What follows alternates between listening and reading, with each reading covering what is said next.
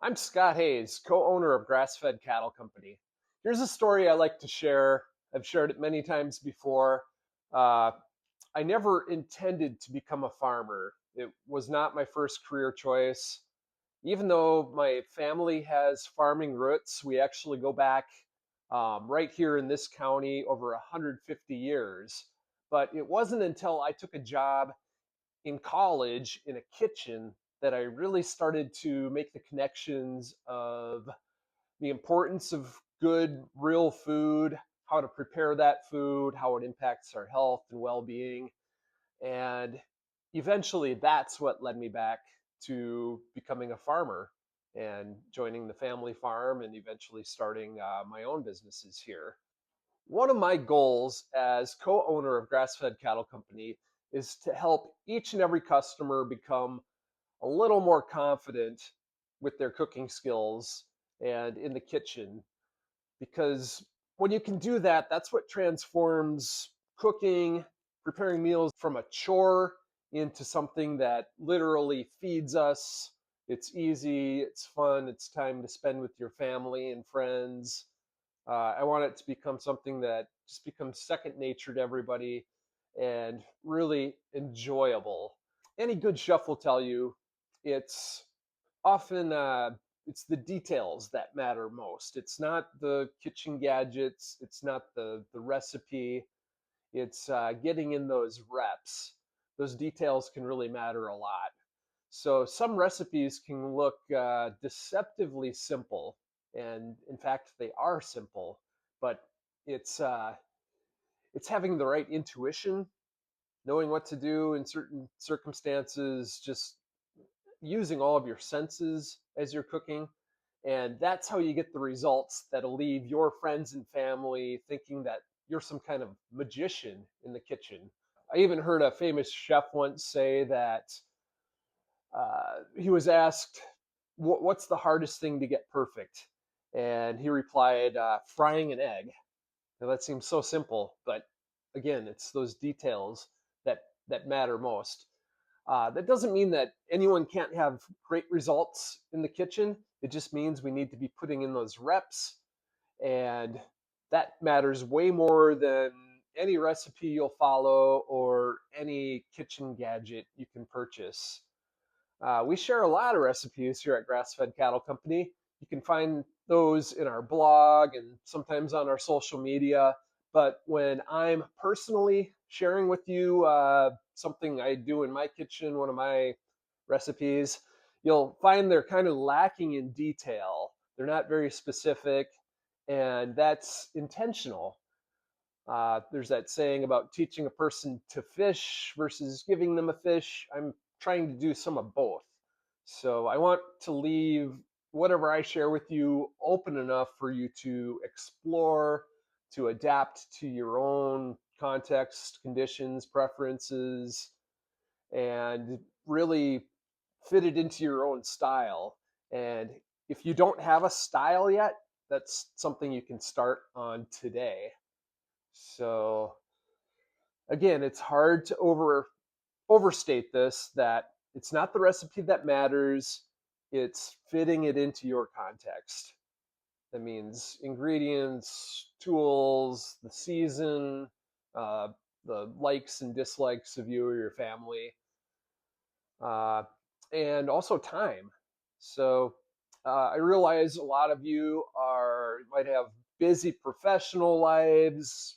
Maybe you're caring for children or a parent, and we all have commitments in our lives. Me personally, I am so focused on growing Grass-Fed Cattle Company, bringing our food, the products we have to even more people, and also on the other side of that, helping to support our farmers that we work with, because they're doing amazing things on the land. On top of all those things, I'm running a farm of my own. I'm raising pigs, cattle, turkeys right here at Blue Dirt Farm. And because of all this, like you, I need to make every minute in the kitchen count. I want to be efficient, effective with my time. because one thing I refuse to compromise on is the food I eat. It's very seldom that I'll eat like junk food, what you might consider that. I don't even really like going out to eat that much.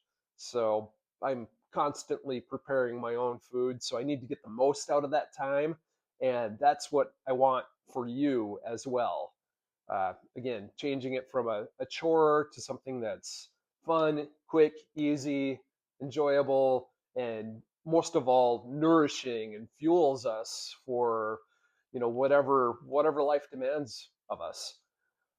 With zero doubt in my mind, I believe that the skill of knowing how to cook, how to prepare food, how to care for oneself in that way is one of the most, if not the most, impactful set of skills we can have for taking care of our own bodies and having the energy we need to accomplish whatever it is we choose to do. So, no matter what your skill level is, I hope you find some value in it. I'm going to keep on doing my best. Please share your comments. I'd love to hear what you would like to see more of or less of.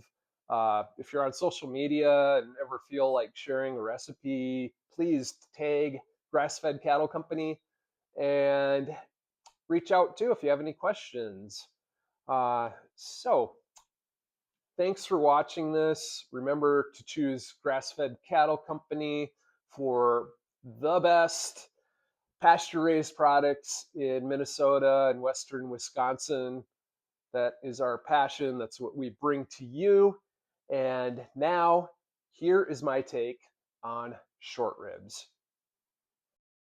Here we go. This is going to be great. And if you're new to this, your results will be fantastic. I promise. It doesn't have to be that difficult or complicated. We're just going to follow a simple format here. So basically, what we're going to be doing is braising the meat, braising the short ribs with some chopped up veggies. And that means we'll do like a sear or high heat in a skillet. Then we'll add liquid, we'll cover it, and then we'll do a slow simmer. That'll finish everything off.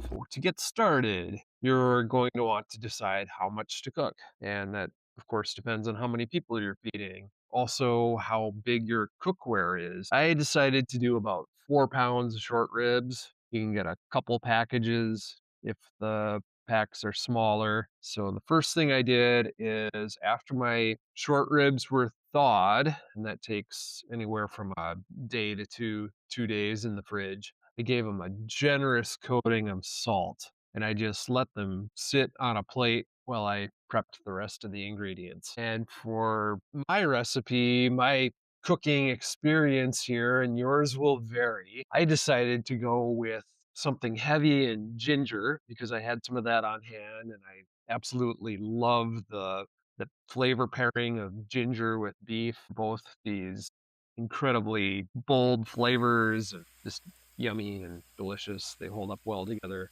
Also, I had some onions, some garlic. Those are kind of standard. Celery I had on hand, some carrots, and you can use other ideas, might be things like parsnips or turnips.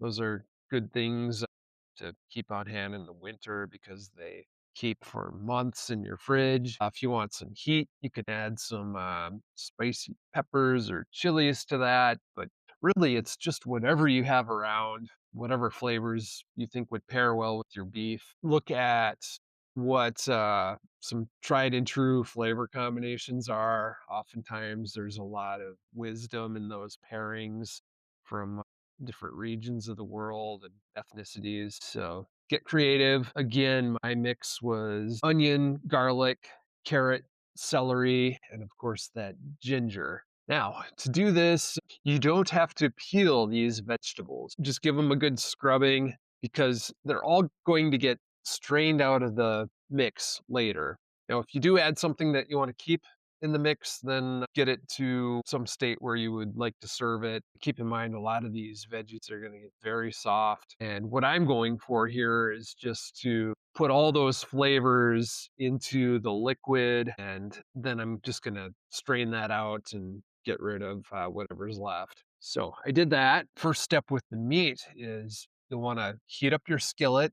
Make sure there's some fat coating the bottom. You can use tallow, you can use lard, olive oil would be suitable. The smoke point is a little lower in that, but give the meat a good sear, let it get nice and brown. And at that point, I chose to take the meat out of the pan. And then, after once again making sure there's a little bit of fat, something to saute in, that's when I added all the veggies that I had. So, again, I had about 4 pounds of short ribs. And what felt right to me was somewhere in the ballpark of 5 cups of these chopped veggies, and then they go into the pan. Give them a good saute. You can let them get browned and start caramelize a little bit. And then the next step for the braising process is we're going to want to add some liquid. And there, what I would recommend is what I'm going to call a lively liquid. So you could just use water. That's perfectly fine. Probably though, you'll want to add something a little bit acidic to it, like some vinegar. Apple cider vinegar is great. You could do some soy sauce, tamari. Again, look up some recipes here if you want to go a specific direction, but it's hard to go wrong. I happen to have a quart jar of marinara left over in my fridge, so I dumped that in there along with water. You can use broth. And the last thing I'll add to this initial step is think about your seasonings and spices. Now, remember, I gave the short ribs, after I cut them into chunks, good coating of salt. So I don't need to add a lot more salt to this. I think that's going to be plenty. Keep that in mind if you're using anything like in your liquid that's really salty, like soy sauce. You might want to skip the salt in the beginning. Here you can also add your pepper. I threw a bay leaf in there, and I think that was about all that I used in this case for seasonings. Again, flavor combinations are key here. And the thing is, with those spices, you can put them on the meat before you sear it. You can add it early or later in the process. And those are going to make some subtle little changes in the results. Spices, seasonings, herbs, things take on different flavors. Maybe your herbs get added way at the end so that you preserve that kind of fresh flavor that you get with things like parsley or basil. I'd recommend adding those right at the end. But to recap it all, we took out our short ribs, we cut them into chunks, coated them with salt. I should note here, like to use a good quality sea salt, coarse grain. So let those sit, browned the meat later on, then took the meat out of the skillet, put the veggies in there, let those saute up, caramelize a little bit. Then we added our liquid, and you add the meat back in. And now we cover it up, and we're going to wait, I'd say around 2 hours minimum. But make sure you're checking this, especially if this is the first time you're doing like a braise like this. You're going to want to turn that heat way down so it's just a slow simmer. And what we're checking for is, first of all, make sure nothing's scorching to the pan. I used cast iron skillet here. You want to use something nice and heavy with a thick bottom to it. If you're really acidic with your sauces and liquids, you might want to switch to stainless steel there. It'll be a little better, I think, than cast iron. I didn't have a lot of marinara in my liquid, so I just kept it in the cast iron. It turned out great. And as this does this slow simmer, just check the bottom again, and then look for the meat starting to get tender. When it starts to fall apart, when you can stick a fork into it and it just shreds into pieces, then you know it's getting ready. I started my short rib braise at about 5:30 p.m. I wasn't planning on making this for this evening's dinner, so I let it braise. I finished it up. Again, I think it took around 2 or 3 hours. And then I just pulled the short ribs out. I put them in the fridge. And this is a great time if you're going to strain your liquid, because it's all nice and runny at this point still. You don't want to try to strain the liquid when it's cold from the fridge. You can even add a little more water to it if needed. So run that through a strainer. put the remnants of your veggies into the compost pile or whatever you do with those. And now we're ready to finish it off and serve this up. Again, mine went into the fridge, so for me is happening the next day. And now we're back. Everything's coming out of the fridge. Hey, look at this. I took the liquid out and it's got like this disc on the top of it. All this fat has solidified. And to me, this is like a possibility pancake. This fat is going to be infused with all those flavors that we added. I'm going to use some of it to mix with flour. So you heat it up, you add your flour to it, and that's called a roux. And then you put that into like a thinner liquid later if you want to thicken it up, like a gravy or the sauce we're going to make for this dish. Saving about a half of that, and then the rest of it, it's just great for all kinds of cooking. We'll use a little bit of it to saute the veggies that we're going to serve with this meal, and the rest of it's just going to go back in the fridge. We'll use it later for some other cooking. Man, the short ribs, they're not all soft anymore. They're out of the fridge. They're all hard and crusty looking, but no worries. We're going to put them in and they'll get soft and delicious once again. It's going to be great. I decided I'd like to serve up my short ribs with broccoli. So think about everything that's going together. Beef and broccoli, classic. We've got that ginger flavoring in there. You don't need much more than that. You can add some other veggies if you want. So we're going to saute up the broccoli, get it semi-tender, and then add that strained liquid back in, mix it all up, let it coat all that broccoli, all that yumminess mixed together, and then add a few little spoonfuls of our tallow with flour. Mine is gluten-free. I actually used rice flour that I ground up in my Vitamix. So it's not quite as fine as I wanted it to be, but it's good enough. It's going to do its job. Cornstarch or arrowroot also works great to thicken things up. Once this is all mixed together and bubbly like this, check to make sure that the short ribs have heated all the way through, and we are good to go. Look at this. This stands on its own just fine as a meal. If you want to serve this with some other side dishes or courses, that is fantastic. I hope you enjoy this. My only regret is that I only made 4 pounds. I wish I would have done twice that. I'd need a little bigger pan, I think, or have to do it in a couple batches. But this is so good. And thanks for watching. Again, reach out if you have any questions. Check out some other recipes to get inspired. But mostly, just remember that you can do this. This is not that hard. Probably the most important thing in this whole process that we just did is the knife skills. So look up some knife skill videos if you have trouble with that part, but otherwise enjoy. And until next time, eat well.